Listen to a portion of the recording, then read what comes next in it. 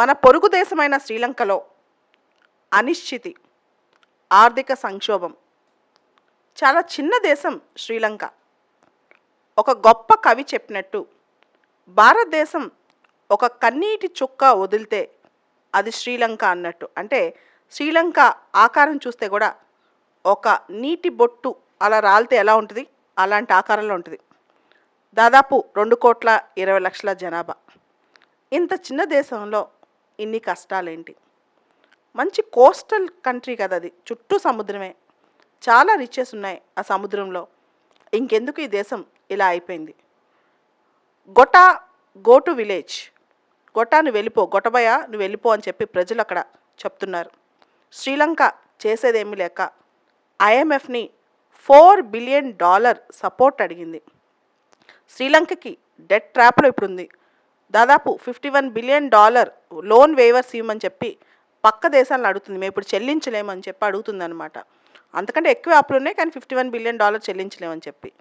ఇంత ఆర్థిక సంక్షోభానికి కారణాలు ఏంటి? ఇప్పుడు రాజకీయంగా నెపోటిజం అక్కడ ఎక్కువ ఉందా అంటే ఖచ్చితంగా ఇంతవరకు ఉంది.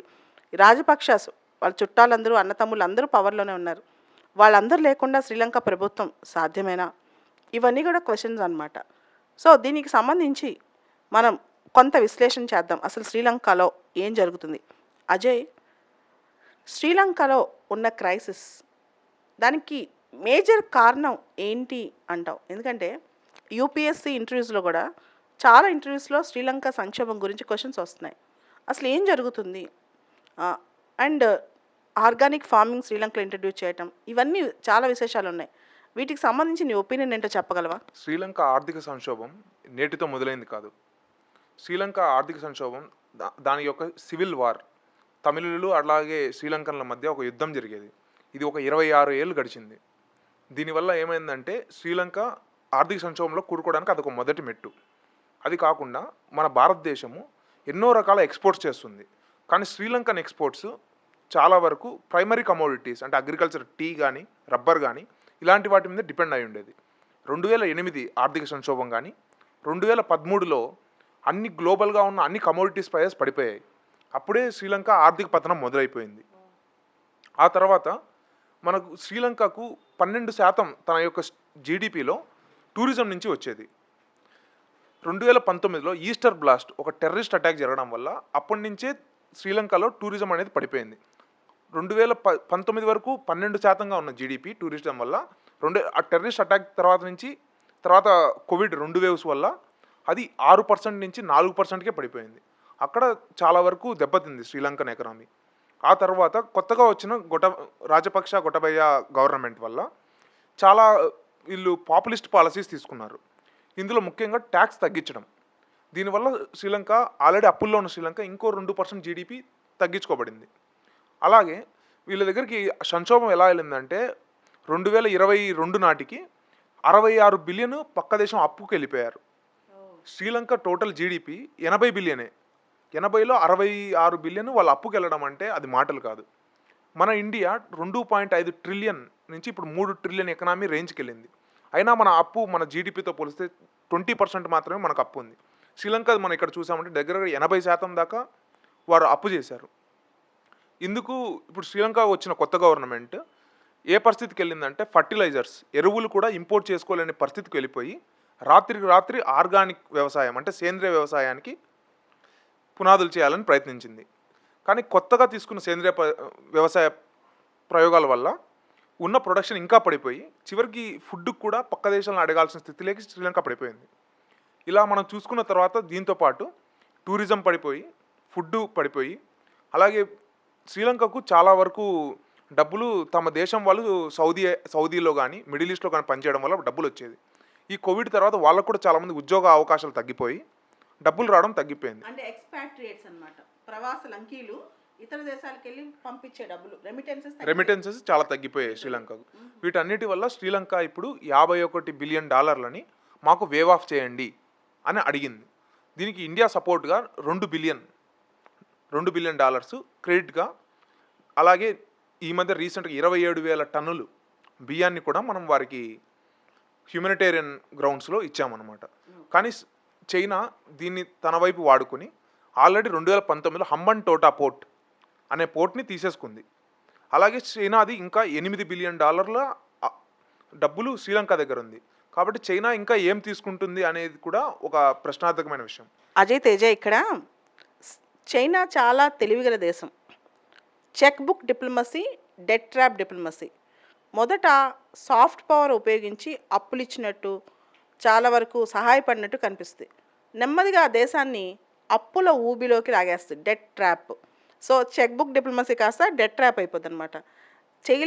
చైనా ఏంటంటే వాళ్ళని నెమ్మదిగా చిన్న చిన్న దేశాన్ని ఈ విధంగా డెట్ ట్రాప్లోకి లాగటం.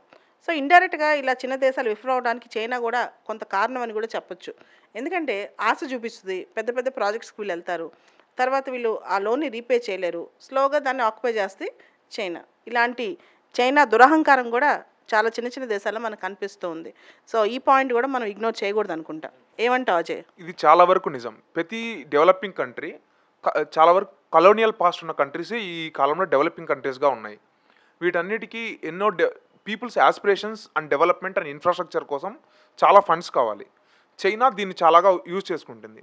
ఇలా మన డెవలపింగ్ కంట్రీసే కాకుండా ఈవెన్ యూరోపియన్ కంట్రీస్లో మెసిడోనియా అనే ఒక చిన్న దేశం ఉంది. అక్కడ ఉన్న కంప్లీట్ కంట్రీ రైల్వే లైన్స్ మొత్తం ఇప్పుడు చైనా పరం అయిపోయాయి. ఎందుకంటే మెసిడోనియా ఎంతో అప్పు చేసింది రైల్వేస్ కోసం, కానీ అది కట్టలేని స్థితిలో ఉంది.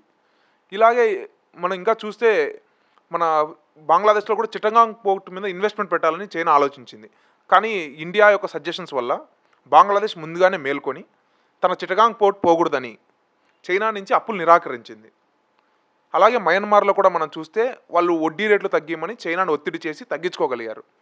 కాబట్టి మనం చైనా దగ్గర ఉన్న cheque book diplomacy and debt trap నుంచి తప్పించుకోవడానికి ఐఎంఎఫ్ కూడా లోన్స్ బెయిల్అవుట్ చేయడానికి ముందుకొచ్చింది.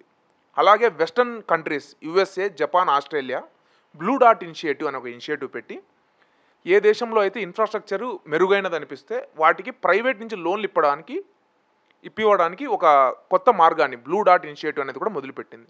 వీటి ద్వారా చైనా చెక్ బుక్ డిప్లొమసీకి ఒక చెక్ పెట్టాలని ఇవన్నీ ఆశిస్తున్నాయి. శ్రీలంక ప్రస్తుత పరిస్థితిలో సొల్యూషన్ ఏంటి శ్రీలంక సమస్యల నుంచి అంటే, ఒకటి ఫిజికల్ డిసిప్లిన్ చాలా ఇంపార్టెంట్. అంతకన్నా మించి వరల్డ్ బ్యాంక్ కానీ ఐఎంఎఫ్ కానీ ఖచ్చితంగా శ్రీలంకకి సహాయపడాల్సిందే. There is no other way. ఇంత చిన్న దేశం కష్టం వచ్చినప్పుడు సోవరిన్ డెట్ క్రైసిస్ అనేది చాలా భయంకరంగా ఉంటుంది. ఈవెన్ మనం 2013 టైంలో చూసాం పిగ్స్ క్రైసిస్ అని. Portuguese, Ireland, Italy, Greece, Spain ఈ దేశాల్లో.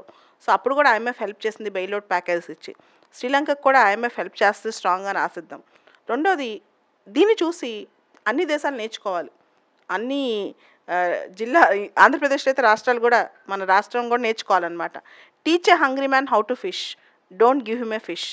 ఎప్పుడైనా పాపులర్ స్కీమ్స్ ఎక్కువగా పెంచేస్తే ఖచ్చితంగా దాని ఎఫెక్ట్ భవిష్యత్తులో పడుతుంది.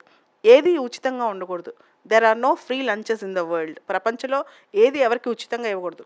ఆర్జించుకుంటే అది గొప్ప. ఎప్పటికైనా నెదర్లాండ్ కాన్స్టిట్యూషన్ చెప్తుందంట, ఇలాంటి పాపులర్ స్కీమ్స్ లేదా ప్రజాకర్షిత పథకాలు, ఇప్పుడు శ్రీలంకలో ట్యాక్సులు సడన్గా తగ్గించేయటం, లేకపోతే రకరకాల, ఇండియాలో అయితే చాలా ఎలక్షన్లు వచ్చినాయి అంటే పాపులిజమే.